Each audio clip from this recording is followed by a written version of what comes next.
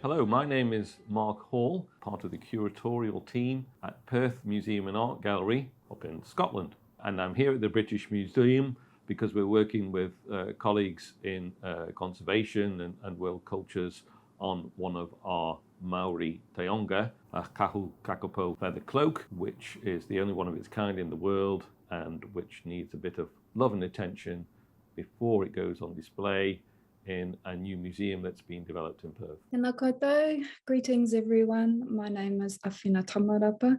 I'm a Māori descendant. I'm an Indigenous person to Aotearoa, New Zealand. My tribal affiliations are Ngāti Kahungunu and Ngāti Rūnui. I'm a teaching fellow at the Museum and Heritage Studies program at Victoria University of Wellington. I'm also a PhD candidate for that program. My research topic explores the role of museums in the maintenance of Māori weaving as a living cultural practice. So the kahu kākāpō project is very much related, and in fact I'd say that it is research in action. I'm Anna Swarchmann and I work at Culture Perth and Kinross for Perth Museum and Art Gallery as the conservation officer. I started my job to work on 3 capital projects, one of which is the building of a new museum. So this is a great opportunity to be able to showcase more of the collections.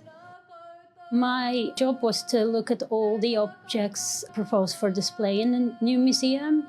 And I kind of heard a bit about this Maori cloak, how rare and special it was, because it's a flax woven cloak covered in kākāpō feathers. The kākāpō is a nearly extinct flightless parrot from New Zealand. And there's a big conservation project to keep the species alive, basically. They're actively monitored, etc. But at the time this cloak was made, the kākāpō wasn't as rare, although it was still thought to be quite a sacred bird.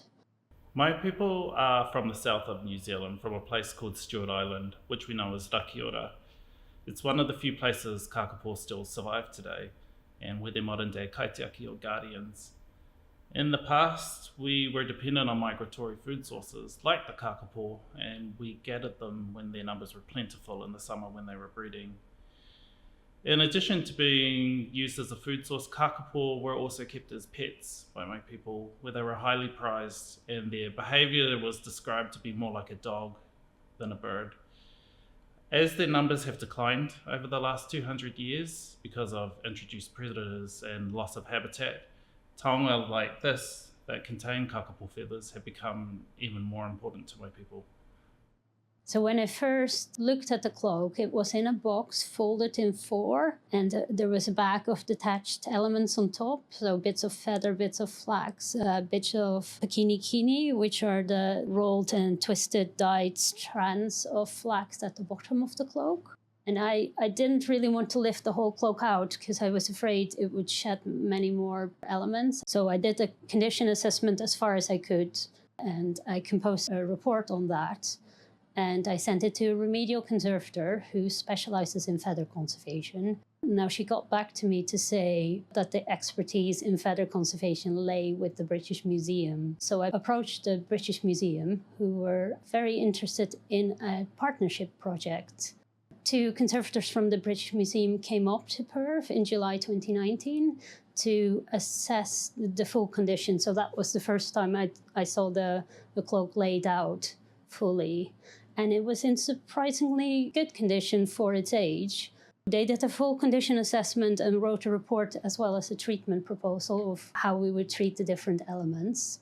The knowledge exchange is that a conservator from another museum can come to the British Museum and develop their skills in conservation by working collaboratively with conservators at the British Museum. So I'm working with 2 conservators on this project. So Misa's devised a lot of the treatments that we are doing on the feathers and pakini, whereas Nicole has devised a treatment to stabilize the structural damage to the weaving of the flax and is focusing more on the mounting process, how we will physically mount the cloak. We are also in conversation with a cultural advisor in New Zealand, And we have set up a hidden Facebook group to consult with Maori weavers and show them details of what we are doing and explaining the process.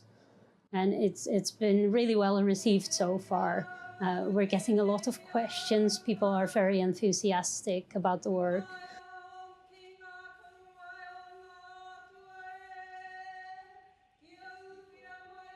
I'm involved in the kahu kākāpō project through my association with the Perth Museum in Scotland since the time that I was a curator Māori for Te Papa.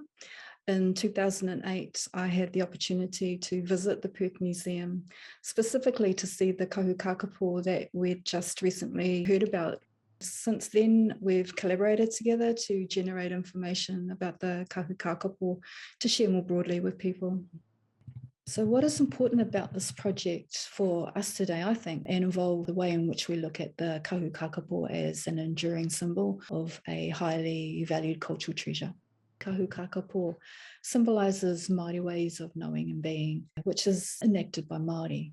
The concept of keeping taonga warm refers to the identification, the connection and guardianship of taonga by Māori, in particular descendants when known. Also, the principle of mana taonga is important. That is the recognition of living connections to taonga that descendants have, and this is pivotal for museums to understand.